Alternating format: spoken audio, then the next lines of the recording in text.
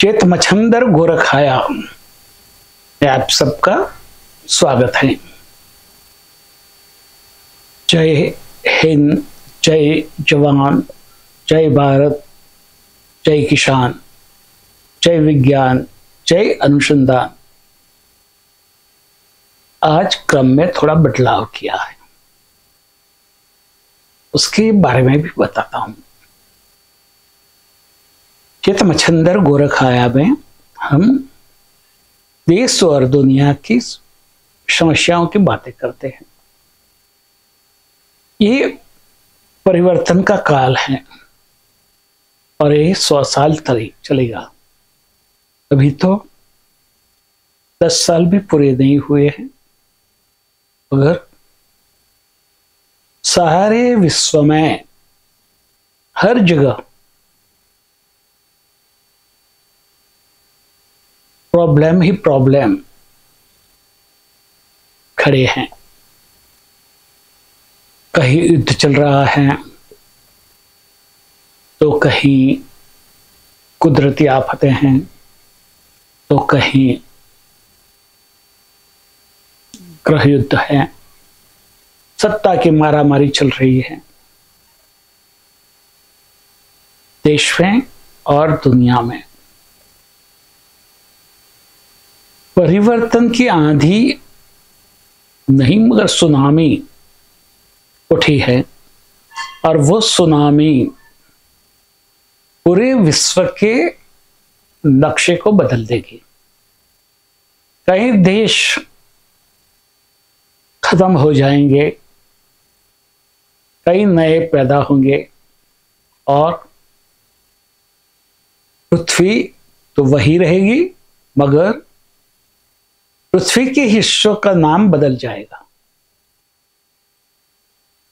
ये आप चाहे या न चाहे मगर होगा। उसके साथ भारत भी जुड़ा है, क्योंकि भारत भी अछूता नहीं रह सकता।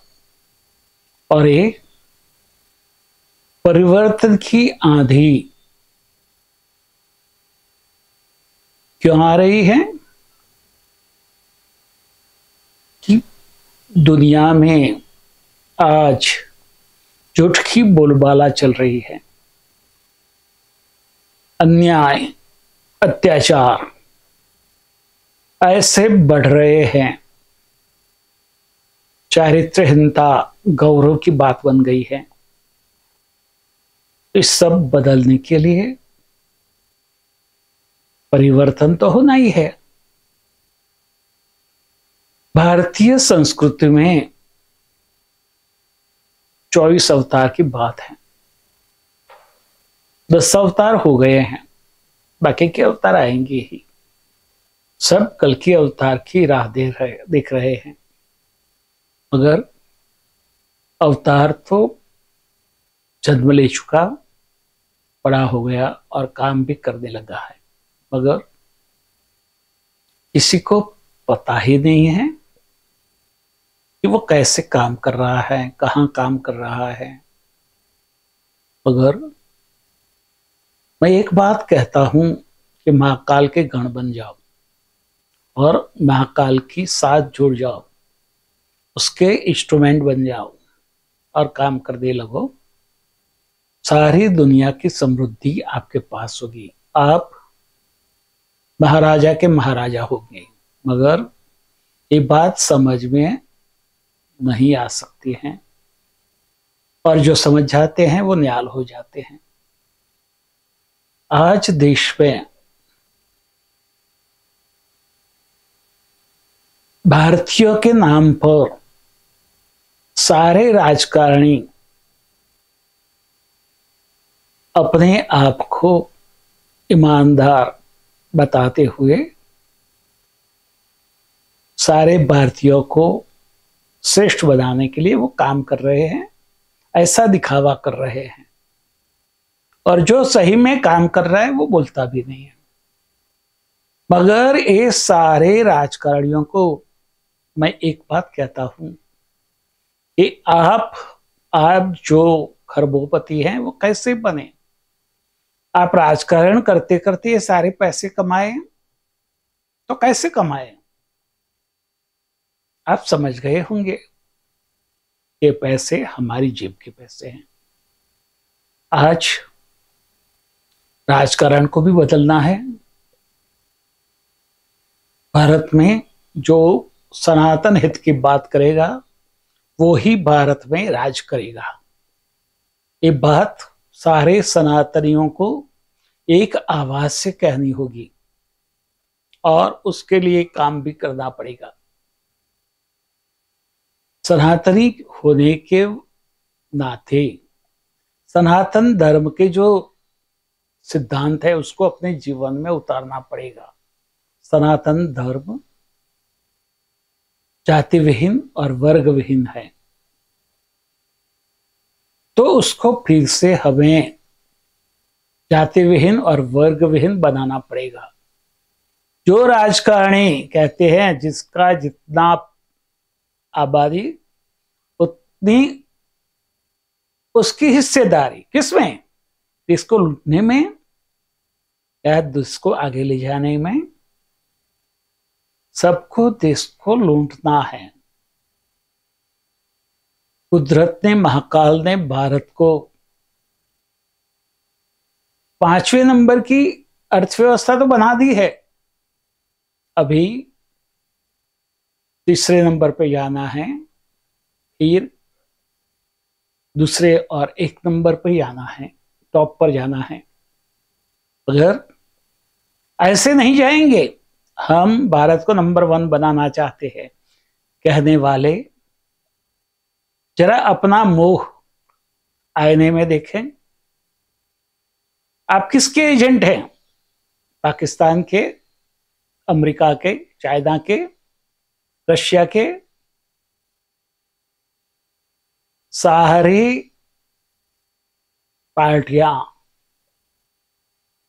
अपने अपने हिसाब से देश को लूटने के लिए विदेशी ताकतों के मोहरे बन गई हैं।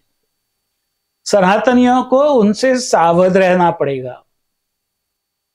भारत आतंकवाद से त्रस्त है और जो भारतीय आतंकवाद का साथ देता है वो भारतीय नहीं है, वो भी भारत का विरोधी है। यदि ये बात हम नहीं समझेंगे तो हम परेशान होंगे। हम अपनी पीढ़ी को जवाब नहीं दे पाएंगे, हमारी पीढ़ी हमें माफ नहीं करेगी। हमें ये बात समझना है कि हम भारतीय हैं और हमारा हित भारतीयों के हित की रक्षा में है। जो भारतीय हैं वो भारतीय सनातनी भी है, भारतीय मुस्लिम भी है, भारतीय सिख भी है, भारतीय ईसाई भी है, भारतीय बुद्ध भी है। मगर आज सारी पार्टियां सनातनियों को जातियों में बांटने में लगी हुई हैं। ओबीसी ओबीसी, अरे ओबीसी कहां से आया भाई? वो सनातनी ही है। आप सनातन के ऊपर काम करो और जो आर्थिक पिछड़ापन है उसको दूर करने के लिए सब मिलके काम करो। मगर सब हितैषी बन गए हैं। हम जातीय जनगणना कराएंगे, कोई नहीं कहता कि हम भारतीयों की जनगणना कराएंगे। जो भारतीयों की जनगणना कराने के लिए तैयार नहीं है उसको भारत का संचालन करने का हक नहीं है। वो अपनी अपनी जाति की जागीर लेके बैठ जाए। देश भारतीयों का है और भारतीयों में सब आ जाते हैं। पहले धर्म के नाम पर अलग किए,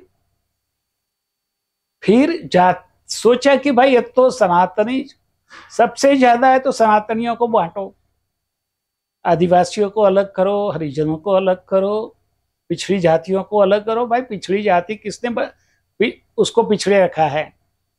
आपने ही तो रखा है। 70 साल में जितना बजट वो जातियों के लिए, विकास के लिए दिया गया, वो कहां गया? कौन खा गया? वो जाति वहां की वहां कहां रही? वो दलित, दलित से महादलित कैसे बन गए? वो जो जातियों के नाम की बात करते हैं, उनके पास जो अरबों रुपये हैं वो लेके वो जातियों में बांट दें, सबका उद्धार हो जाएगा। और सबको बता दें कि वो पैसे उन्होंने कैसे कमाए। वो किमिया सबको बता दे, सब वैसे कमाएंगे और अपना उद्धार करेंगे। राहुल जी, आपकी नादानियत पर हंसी आती है और आप बने हैं घोड़े चढ़ दें। आप अपना संसार नहीं बसा सके तो आप देश को कैसे बसा पाओगे? जो अपना संसार नहीं बसा पाया वो देश को कैसे बसा पाएगा? ये समझने की बात है। सारे कांग्रेसी को सजा मिलनी चाहिए। मैं तो आह्वान करता हूं कि जो लोग 91 में जो लॉज आए उसके फेवर में मतदान किया, वो जो एमपी जिंदा है वो एमपी के सामने जाके हिंदुओं का द्रोह करने के लिए दिखाव करो, प्रोटेस्ट करो। और ये सरकार को बोलो कि जितने भी हिंदू विरोधी का लॉज है, एक्ट है, उसको रद्द करो और कॉमन सिविल कोड, सबके लिए एक कानून लाओ। मगर कांग्रेसियों को तो अपने घर बन रहे हैं। राहुल गांधी कहते हैं कि मेरे पास मेरा घर नहीं है। लंदन में जाके कहां ठहरते हो? जहां जहां जाते हो विश्व में, वहां कहां ठहरते हो? जरा आपकी कितनी प्रॉपर्टी है वो सरकार जानती है। सरकार को वो भारतीय लोगों को दिखानी पड़ेगी, बतानी पड़ेगी। जितने भी राजकारणी हैं वो लोग आज देश को लूटने के लिए बैठे हैं। मोदी सरकार ने देश की तिजोरी भरी है, उसको खाली करने के लिए वो तड़प रहे हैं। राजस्थान में देखो, पानी की पाइपलाइन जो आदिवासी लोगों के लिए बिछानी थी, पिछड़ों के लिए बिछानी थी, वहां लाइन लगी ही नहीं, बिछाई नहीं गई और बिल बन के पैसे उठा लिए गए और सौदे की ईंटें लेकर तिजोरी में रख दी गई, वो भी सचिवालय में। क्योंकि सचिवालय में कौन तपास करने जाएगा? देखिए, ये कांग्रेस की सरकार की नीति है, ये विचारसरणी है, ये आचार हैं। तो छत्तीसगढ़ में क्या हुआ? गोबर खरीदा गया और गोबर कहां गया वो पता नहीं है। वो महादेव ऐप से सबको सट्टा रमाया गया और उससे सैकड़ों परिवार को बेहाल करके जो पैसे इकट्ठे कर दिए गए वो चाइना बेचकर उसमें से थोड़ा सा हिस्सा भारतीय राजकारणियों को दिया गया और वो पकड़ा भी गया। और कहते हैं कि सरकार गवर्नमेंट मिशनरी का दुरुपयोग करती है। अरे भाई, दुरुपयोग तो करती होगी, मगर आपके पास इतने सारे पैसे आपके ड्राइवर के यहां कैसे आए? आपके सिपाही के यहां कैसे आए? और इसी वजह से पूरे देश में कायदों और व्यवस्था की स्थिति बिगड़ती जा रही है। कहीं भी सामान्य वर्ग के आदमी को फंसाने के लिए आज की पुलिस तैयार बैठी है, और वो फंस गया बेचारा तो वो खत्म हो जाएगा, मगर पुलिस उसको ढूंढती रहेगी। उसको जैसे गन्ने से रस निकाला जाता है और बाकी का फेंक दिया जाता है, वैसा बनाकर फेंक दिया जाएगा। ये पुलिस के ऊपर आपका कंट्रोल नहीं है, प्रजा को विश्वास नहीं है, न्यायतंत्र पर विश्वास नहीं है। जो सही में न्याय की जिसको जरूरत है उसको न्याय मिलता ही नहीं है। मैंने तो सुना है हर जज का एक एडवोकेट होता है, उसको आप करो तो आप सही हो या नहीं हो, आपको फेवर में चुकादा मिल जाएगा। लड़ते रहो और देश के लोगों के अंदर न्यायतंत्र की जो चेहरा है वो इतना विकृत होते जा रहा है कि हम सोच भी नहीं सकते। चलो निचली अदालतों में जो चलता होगा, मगर हाई कोर्ट और सुप्रीम कोर्ट में भी जिस तरह से जजमेंट दिया जाता है, जिस तरह से कई एडवोकेट गैंग अपनी फेवर में चुकादे लेती हैं, वो देख के प्रजा आपके लिए क्या मन बनाती है वो समझो। कहीं ऐसा ना हो जाए कि पूरी भारतीय प्रजा को न्यायतंत्र से विश्वास उठ जाए, सब वो विश्वास बना दें, वरना आपने जो भी इकट्ठा किया है वो भुगतने के लिए आप लायक नहीं रहोगे। और वो सबके लिए है, न्यायतंत्र में, कायदा और व्यवस्था में, पुलिस तंत्र में, अधिकारियों में, राजकारणियों में भी। समझ लो अभी एक 47 का भारत नहीं है, ये 23rd का भारत है, और आने वाले 100 वर्ष भारत के हैं। ये बात सारे राजकारणियों को समझ लेना चाहिए। न चीन भारत का कुछ बिगाड़ पाएगा, न अमेरिका, न पाकिस्तान, न भारत में रहे उन सबके एजेंट। कोई रशिया का एजेंट है, कोई अमेरिका का एजेंट है, कोई चाइना का एजेंट है, कोई यूरोपियन कंट्रीज का एजेंट है, कोई साम्यवादियों का एजेंट है।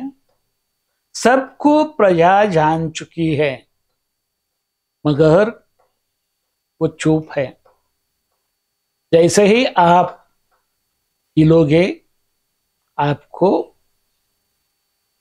वहां से, आपके नीचे से जमीन को खींच ली जाएगी और आप पाताल में चले जाओगे। तथास्तु।